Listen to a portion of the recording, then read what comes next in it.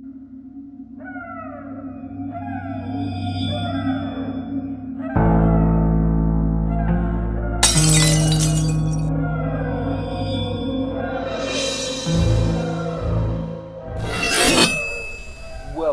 back to the Imaginary Gallery of TJ, your host. Tonight is another one of the Narcissist bag of tricks, which I've covered before, but it deserves being covered again, and it's called CrAzYmAkInG. I found an interesting article online, plus I have a real-life example.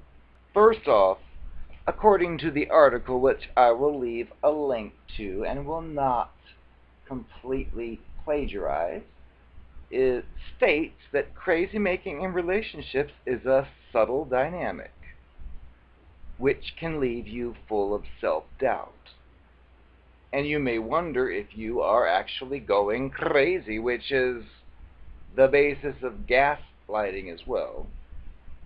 But this is a form of emotional abuse that involves things such as mind games, which are intended to get you to question yourself. It destroys your confidence and slowly allows this other person to gain more control over you and this relationship that you're in. You'll come up with thoughts like, is it just me? Am I imagining things? I'm not sure of what's wrong or right. Those kind of thoughts. Well, my piece of advice here is, have you experienced this feeling any time recently, previously?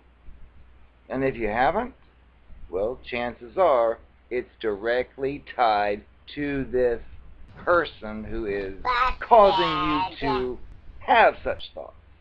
But the crazy making that occurs in relationships involves calling into question the other person's sanity, insisting on their version of reality, all the while projecting their defective inner landscape onto the target. These crazy-making fools are abusive individuals who try to convince their partners that they are defective in some way. And this makes the partner, of course, feel more emotional and more needy or dependent. Adding on to this, the article asks you the question, do you experience more self-doubt than before? A sense that you used to be happier and more confident than you are now? Feeling on the edge when you're in the company of your partner? Feeling as if you just can't do anything right? Apologizing far more than you ever used to? Constantly second-guessing yourself? Finding it harder to make simple decisions or doubting your perceptions of the world around you? This author states that all of the above may be signs that you're in a crazy-making relationship. Well, next I'm going to give you a real-life type example to see what this actually looks like. And then I will go over the list of 10 signs that you may be involved in a crazy-making relationship, which we can translate as well to you're dealing with a toxic person / cluster B person / narcissistic monster. So here is your real-life type example. You've just come out of an abusive relationship. You have discovered, after being involved with a certain person for like over 10 or more years, that you're like thrown out into the dating world again, and you notice something they call online dating. So you think, wow, what a revolutionary idea, which of course is no longer revolutionary, but stick with me. So you experiment and you think, well, I can put a profile on there, and you do, and you think, wow, what an interesting way to meet new people. But during this period, when you're trying to readjust your life, somebody near you flirts with you and asks you out. for a date. Well, you currently are in a mess as far as discarded from a previous abuse, and now you're free, discovering the online dating stuff, and then this person in real life comes up and says, hey, would you like to go out here or there? Well, chances are you may say, well, sure, any avenue is fine, and you go on the date with the person. Now, of course, due to your experience, you may be tempted to say something like, hey, it's nice you took me tonight to this date, but I'm really not looking to get serious with anyone. And of course, they'll be like, oh, what do you mean? And you might tell it, well, I was involved with an abusive monster. So this person says, oh, that's perfectly fine. I'm not looking for anything serious either. So then you feel confident again, thinking, oh, good. Glad it's not one of these people who wants me to marry them. But over time, the interactions continue. And you feel kind of funny because you don't want a serious relationship, but at the same time, this one is like repeating itself and resurfacing, so you kind of feel a little awkward. Like you're moving in that direction, but it's not the direction you want. Well, after a few weeks, or days, or hours in some cases, this person who told you previously, oh, I'm not looking for anything serious either, is all of a sudden saying, I wasn't looking for anyone, but I can't help that I've fallen in love with you. A person who can never give me the love that I need in return. Or some kind of pathetic crap like that. And then you may say, wait a second. When we first met, I told you where I was on that level, and you said you were too. And then you hear, well, what would you have said if I told you I was looking for the love of my life? And you think, okay, so you just manipulated the situation. Nice. You'd be the partner for me. All kidding aside, during this dating interaction where you've already made your stance clear, what may come up may be the fact that online dating applications occur, and if you're dealing with one of these monsters, chances are they've already scoped it all out and seen that you have yourself a profile on such a site. Well, imagine then that even though you've made your position clear, this person you've been seeing regularly starts to express discomfort with knowing that you have online profiles. And you start hearing stories like, I think you should delete your profiles. My ex-lovers all cheated on me because of those profiles. and on top of this, you notice the person saying this fails to own a working computer. So here's this person claiming to have had experience with the online profiles in the past, but now has turned against them because all of their exes cheated online.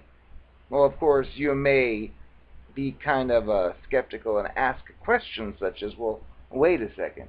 All of your exes cheated with people online? Where did you meet these exes? And the answer you get is online. Retarded.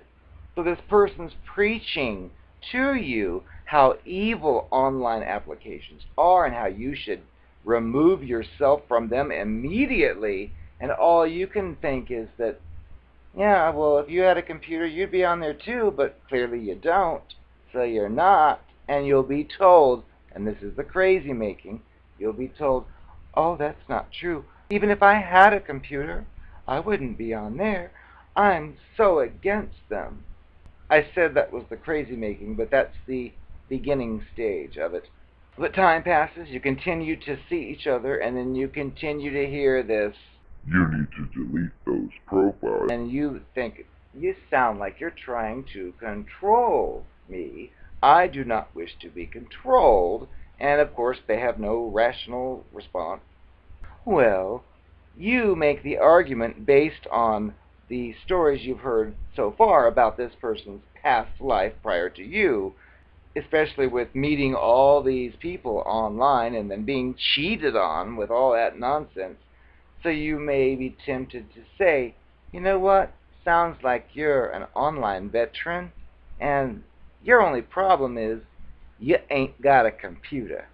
If you had a computer, you'd be online, and guess what you'll hear? Oh, that's not true. Oh, I wouldn't. Oh, I wouldn't. Oh, I'm against it. Well, fast forward a few weeks later, when this person announces it's going to stay at one of its relatives' homes to house sit. Well, it just so happens this relative has several computers that are all connected. That particular weekend, you are on your dating site browsing through, and all of a sudden, guess whose picture pops up? The very person who is so against such things. And you sit there and you look at it and think, this is pathetic. Because what did you say previously? You said if you had a computer, you'd be on there like white on rice, and you were told, oh, that's not true, that's not true. And here we are in reality, and guess what? It is true. So you're thinking to yourself, victory, I knew it. So you try to get the person to say, look, hey, you say, hey, I told you. I knew the moment you had a computer, you'd be on there. And guess what you hear? Oh, no, I only made that profile just to see if you were on there. Fake! You'll hear lines like that, which are totally retarded. Like, really? And you can attack it by like, really? You went on there just to see if I was there, but you bothered to upload your picture and put a description. But these retarded people will just try to pass off all of that intelligence as, oh no, I just did it for this or for that. Crazy making. Because you can see what's going on. And here you are like bringing it to light, and the creature is like just battling it left and right when they're wrong, and you can tell. And then you can fast forward several months later after it's all over, and you've been discarded with that honor, and then the person appears once again on these sites. You might be vulnerable, you might be longing for the good old days of the good parts without realizing you're dealing with a monster. So you might be like trying to say, hey, let's try this again, but then you look online and you see their profile and it says, looking for relationship, sex, this and that. And here you are in real life on the phone saying, hey, let's try to make this work, and the other one's saying, I don't want a relationship. And so you're thinking, that's funny. Your online profile says that you are looking for a relationship, for this, and a threesome, and a that. What do you mean? And then your response is, oh, I just clicked on this or clicked on that. And again, you click on the things that apply. It's not like you clicked on something that said you were a black female who was looking for 3 husbands. No, you clicked on a single whatever, looking for a whatever. And the problem is you try to have these discussions with these people, which are very rational and very real, and you get the nonsense response, which contributes to the crazy making. It's like you've solved the mystery here with looking for a relationship, and you're told, oh, I just clicked on that. Okay. So next, I'll go down the list of Mandy Kloppers' article about crazy making, paraphrased in my own words. But number 1 on the list of 10 is, your partner convinces you that something either happened when it didn't, or vice versa. Example could be a social event. You might be 1,000% sure that you were not made aware of some party that was coming up, yet the partner will insist you were told about it. A one-off occurrence could be happening to anybody, but when this happens many times, it can be a form of crazy making. Number 2, passive-aggressive behavior. If you need to be somewhere at a specific time, your partner may appear to be dawdling. And if you point it out and say, look, you're just wasting time, come on, the person will deny it. And you may even say, you're just trying to make me late for this event, and you'll be told, you're crazy, even though it's exactly what they're doing.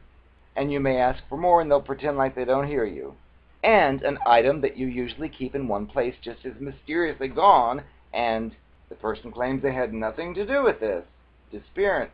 These are all more examples of passive-aggressive behavior. It's very manipulative and very subtle.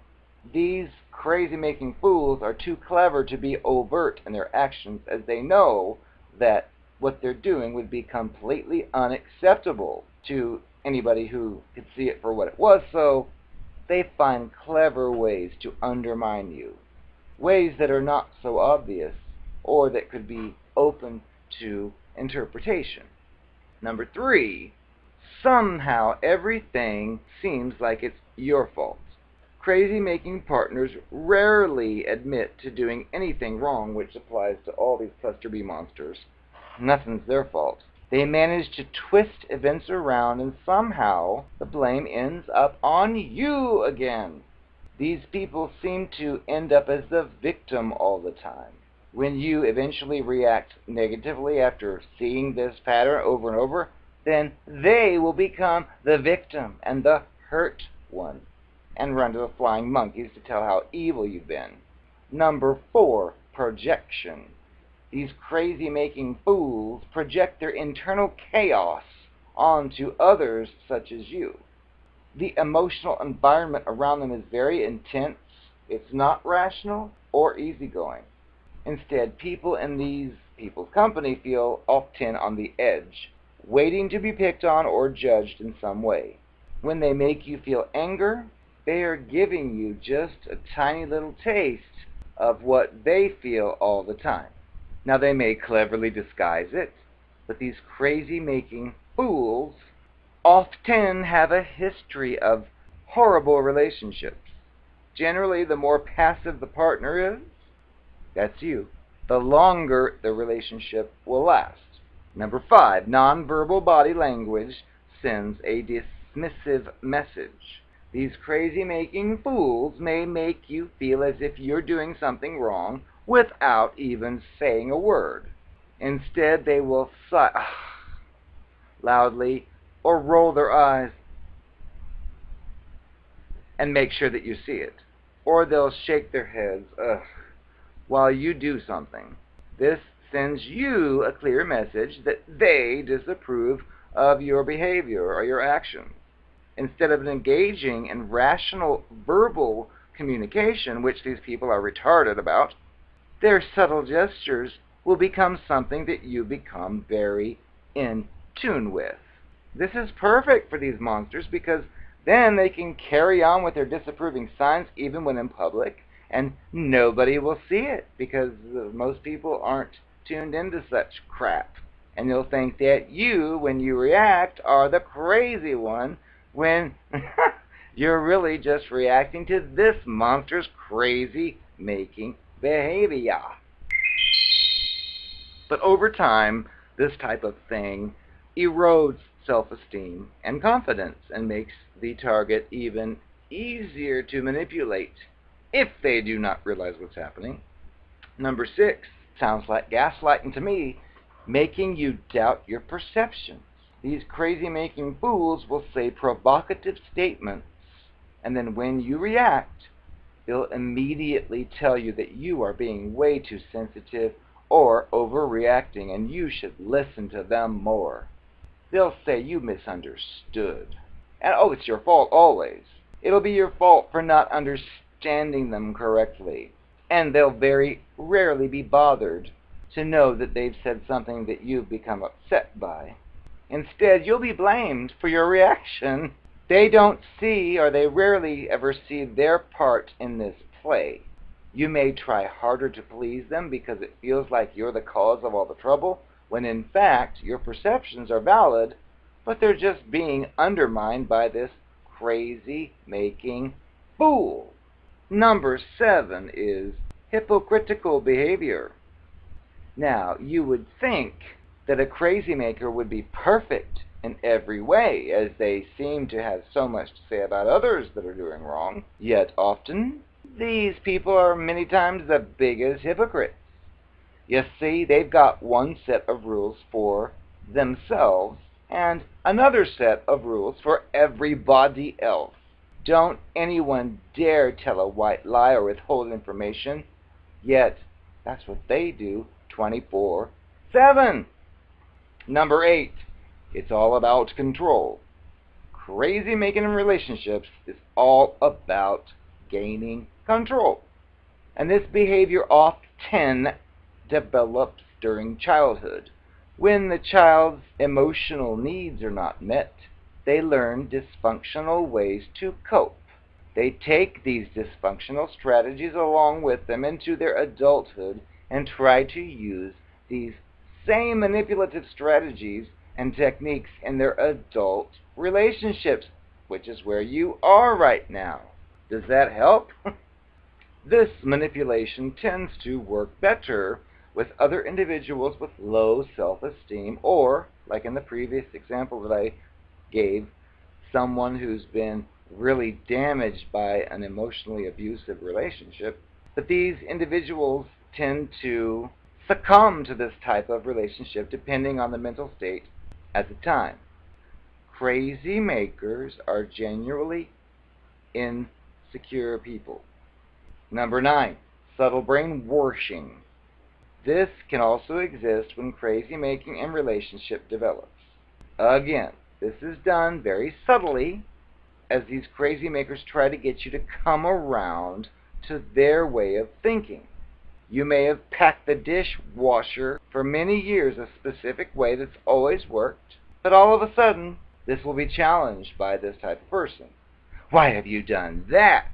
You may hear. Why are you doing it that way? You may hear. You begin to question your own way of doing things, and the process of confidence erosion and self-doubt commences. This is a form of control and links in with rigid thinking. Things have to be done a certain way, and if they aren't, you can be made to feel that you are lacking in some way. Number 10 is setting you up to fail. This is a case of damned if you do and damned if you don't. You'll find that the rules will change according to the crazy fool's fickle wants and wishes. As the dynamic shifts, you'll try harder to please them, yet nothing ever seems to be quite right. This can result in a previously confident person becoming a shell of their former self after being put through this crazy-making crap abuse. The author tells us next, how do you deal with a crazy-making relationship? And she says that when you realize that it isn't just you, and that there's more going on, which makes you feel you might be crazy, it relieves the pressure. It also becomes easier to identify such crazy-making in relationships. And remember that no matter what someone else does or how they try to influence your mood, you still have the ultimate control over how you will react. Remove yourself from it all temporarily if you need to, but do not allow another person to manipulate your mood, because that makes them feel powerful. When they see that their subtle ways are causing emotional reactions to you, they feel that they have won. It's a sad way to go about trying to feel important and powerful, but then again, these crazy makers do not think in the same way as healthy and a normal individual would. These people have dysfunctional thinking patterns that more often than not began in childhood. As a child, when parents do not allow free expression of healthy emotions or suppress the children in some way, it sends a message to these kids that they're powerless. This subtle manipulation is one way a child can feel like they have some kind of power. Would you give me a break? I didn't count how many times you called me when I was gone. I was busy, but I was trying to think. I was all by myself, trying to contemplate my new lifestyle. There hasn't been anyone else since you. I don't know why you're still so paranoid. Maybe this was a mistake. Maybe I shouldn't have come back here. You're still the same. Oh, stupid me. I thought maybe we could work something out, but it's clear you're still the same jerk you always were. Don't ever talk to me again. I'm through with that. Look, I know I've said a lot of things that I didn't mean, just as you have. But let me ask you one question. You know I've never lied to you, don't you? You know that I would never lie to you. All of those inconsistencies that popped up were all due to some other circumstance, I hope you realize. Because I love you, and I love you and no one else. If you don't believe me, well, that's your problem. Because I have never lied. I don't lie. Ever.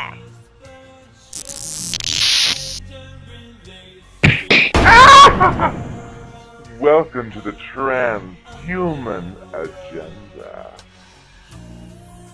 Pretty soon, all of you can have a clone of yourself that you can play with and interact with and send on specific errands, if you know what I mean. Stick with me, the New World Order, and you'll have everything that your heart desires.